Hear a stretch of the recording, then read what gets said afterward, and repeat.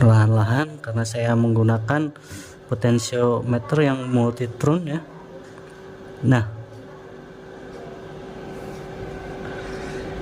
sudah hidup ya teman-teman.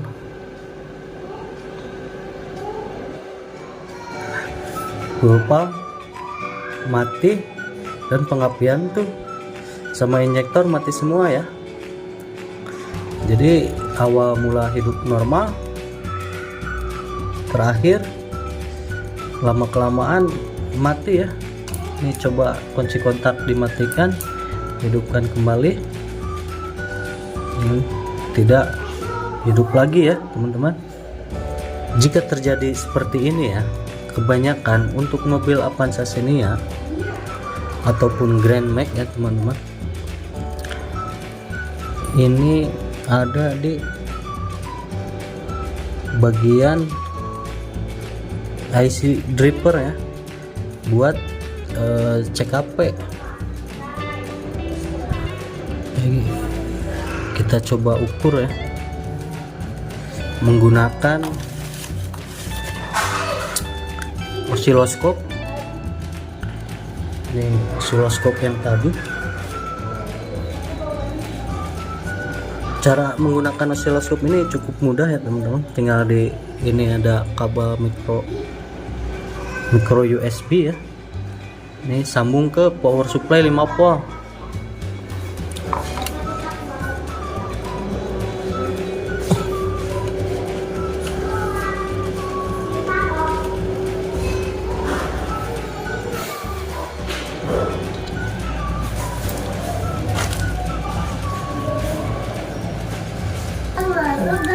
Nah, setelah dihubungkan, di sini nyala hidupkan WiFi ya, masuk ke jaringannya dan masuk ke aplikasinya ya.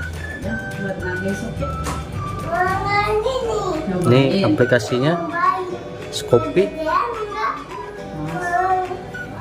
Nah, sebelum dilakukan pengukuran ya, di sini teman-teman lihat dulu ya parameter di manual book. Jadi bentuk gelombang sinyal CKP-nya seperti ini, dan settingan osiloskop ya harus disetting di 2 volt per dit dan 20 milisecond per dip ya. Keadaan mesin idling ya atau langsam. Masuk lagi ke aplikasinya, sini hidupkan run, sini 20 milisecond per dip. Oke. Terus volt per dipnya 2 volt ya. Nah, sesudah itu mari kita cari letak kerusakannya ya, putus atau ke apa gitu kan. Nah, pertama-tama kita ukur bagian input ya, input dari acu simulator ya teman-teman. Bentuk gelombangnya seperti ini, dia Pmax nya 3,30 volt ya, dan Pmin nya tuh 0,14 ya. Nah, perlu diketahui teman-teman, di sini saya memasang dalam sini ya, osiloskop itu saya memasang resistor ya untuk pengaman ya. Jadi ada selisih ya antara 1 sampai 2 volt, tapi tidak merusak bentuk gelombang ya. Simulator ada, kita tes sebelum dripper IC ini nih. Nanti HP-nya sebentar, hidupkan handphone dulu. Nah, ini bentuk gelombangnya masih kelihatan ya teman-teman. Untuk Pmax nya 2 volt ya, plus minus. Setelah itu berarti kita ukur lagi ya, dari input IC ini ada, berarti kita ukur bagian output di sini. Nah, di sini bentuk gelombangnya hilang ya, jadi Pminnya juga tinggi ya teman-teman, 3,30 volt. Jadi 3,3 volt tuh nggak masuk toleransi low ya, jadi anggap saja ini high terus teman-teman, berbeda dengan sebelum input ya. Sebelum input kan yang atas itu high, yang bawah itu low ya, jadi bentuk gelombangnya masih kelihatan. Tapi sesudah IC sini run, bentuk gelombangnya tidak ada ya, menghilang. Sementara sebelum ini masih kelihatan ya. Jadi di sini ada masalah ya teman-teman di bagian controller, mungkin ada pelemahan di bagian resistor ya. Jadi perlu teman-teman ketahui ya, bahwasanya microcontroller ini ada yang namanya resistor pull up ataupun pull down ya di dalam input rangkaiannya ya. Jadi resistor internal ya, pull down maupun pull up, mungkin udah ada pelebaran ya, tahanan ataupun nilainya sudah melar ya. Nah, untuk mengakali kasus seperti ini teman-teman,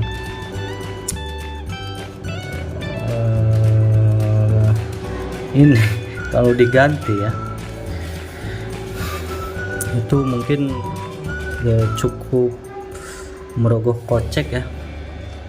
Sementara saya akan coba mengakalinya ya teman-teman, supaya bentuk gelombangnya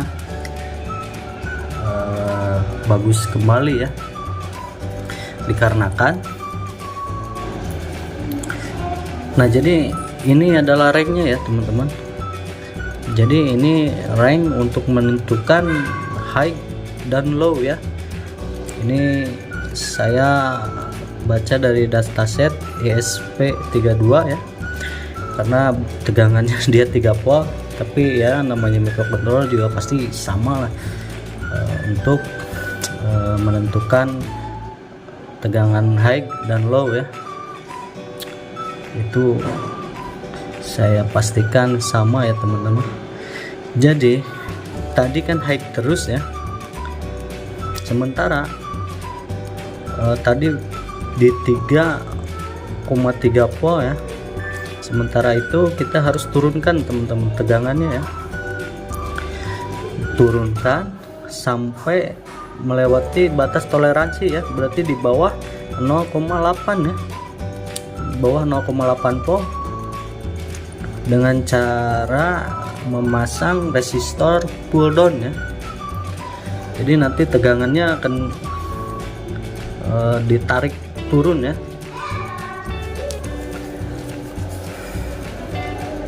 Saya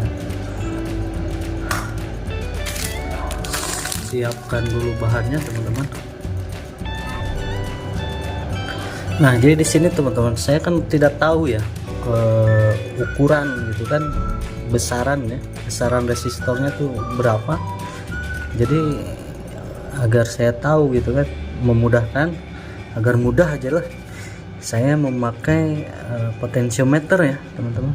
Nanti akan ketahuan ya nilai resistor yang saya butuhkan gitu ya, karena masing-masing dari IC ini melar resistornya tuh pastinya berbeda-beda ya. Ini kan saya coba hubungkan memakai potensiometer, matikan terlebih dahulu.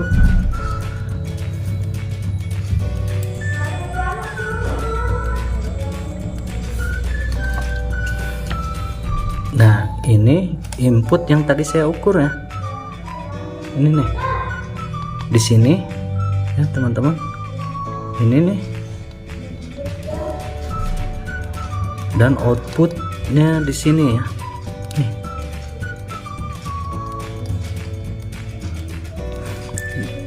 Sekarang saya akan masang resistor pull down ya.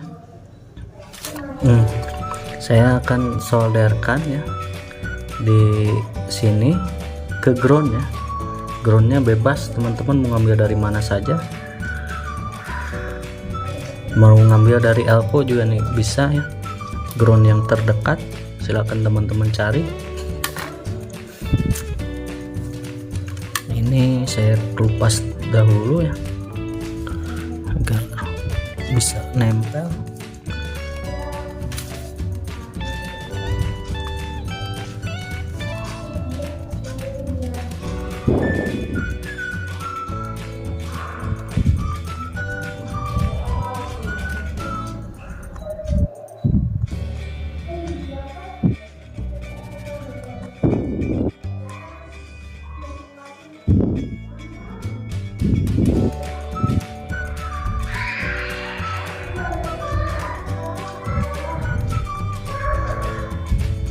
Hati-hati jangan sampai memutus jalur ya.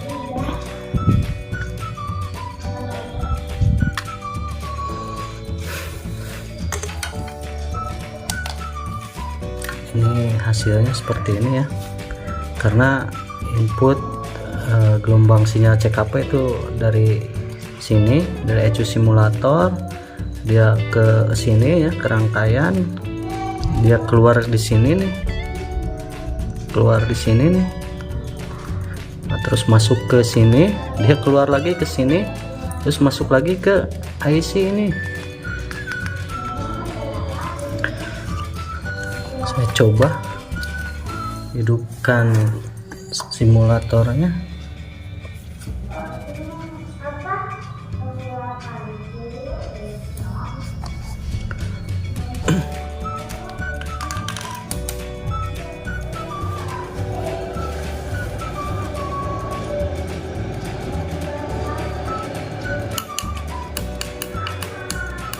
Ini nama-nama ini bisa dirubah-rubah ya teman-teman. Kalau mau dirubah Avanza ke atau Xenia ke bisa teman-teman, tinggal teman-teman rubah aja dari codingannya.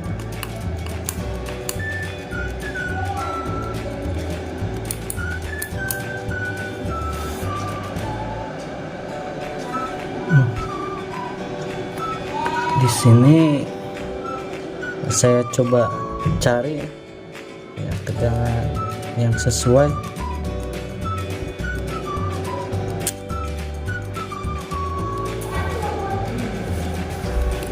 Nah, di sini tinggal dicari aja ya teman-teman, sampai bentuk gelombangnya kelihatan dan tegangannya sesuai ya dengan yang diizinkan ya.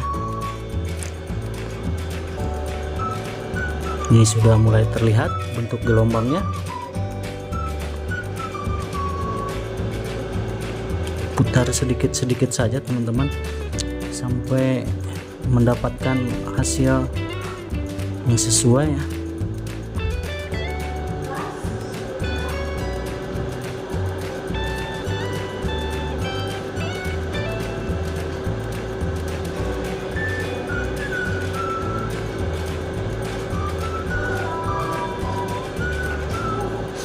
perlahan-lahan karena saya menggunakan potentiometer yang multitron ya.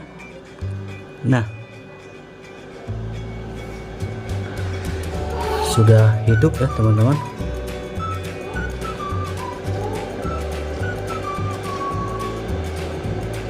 Tapi bentuknya masih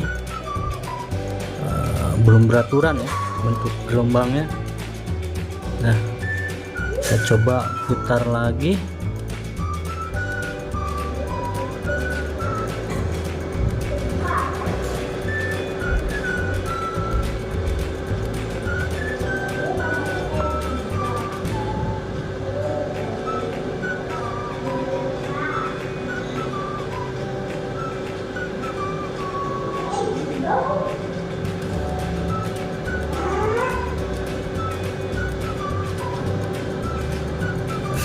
Sudah melewati batasannya ya.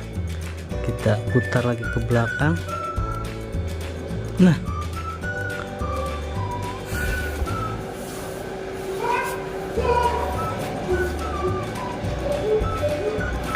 sekarang P-nya di 1 poa berbeda dengan tadi ya yang ada di 3 poa ya. Jadi bentuk gelombangnya sudah mulai kelihatan lagi ya, makanya ecu bisa hidup kembali ya.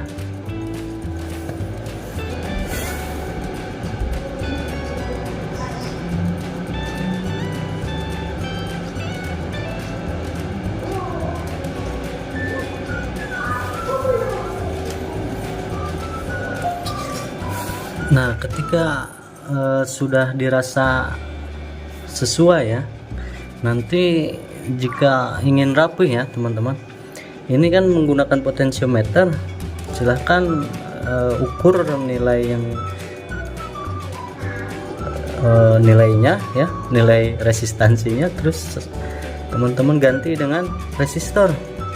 Karena kalau menggunakan potentiometer seperti ini pertama nggak elok dipandang ya, kedua juga kegedean teman-teman.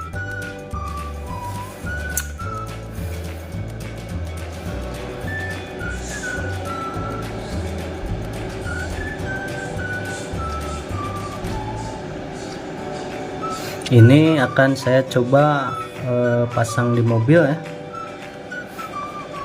Apakah dengan metode pengerjaan seperti ini, apakah bisa normal ya atau tidak normal ya? Nanti akan saya sematkan di video selanjutnya ya teman-teman. Jadi untuk mendapatkan notif ya, silakan teman-teman subscribe ya. Jadi untuk penanganannya seperti itu ya teman-teman. Cara penanganan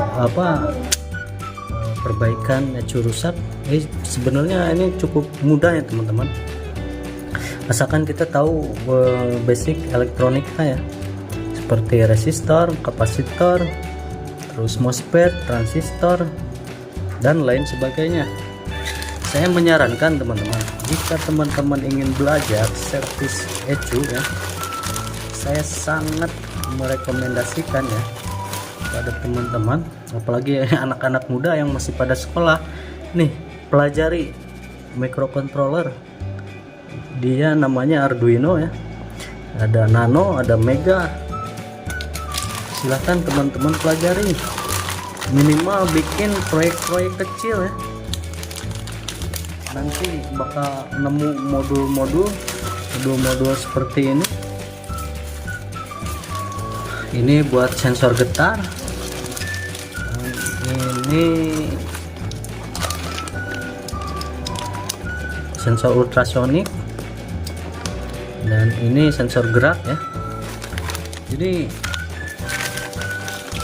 nanti teman-teman coba dipelajari ya, ada ISP32, ISP8266. nah seperti ini nih ISP01. Jadi silakan teman-teman pelajari minimal basic, program basic ya, atau sekedar example ya, karena di Arduino IDE juga disediakan, bahkan di HP juga bisa ya teman-teman. Jadi nantinya mudah ya jikalau teman-teman mau memperbaiki ECU, itu akan sangat terasa mudah sekali teman-teman jika memang punya basic microcontroller ya, sering mainan microcontroller gitu, karena basicnya ya sama teman-teman. Ini saya sangat menyarankan pada teman-teman, apalagi kaula muda ya yang masih pada belajar, silahkan dipelajari lagi microcontroller. Itu nanti akan sangat membantu kalian ya jikalau kalian mendapati trouble di area modul-modul ya, seperti ECU, karena tidak hanya ECU ya, ada modul airbag, modul lain sebagainya lah, karena banyak.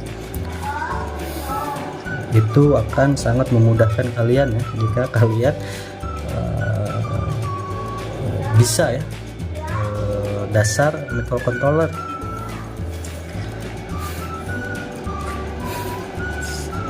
Oke, segitu aja dulu video dari saya.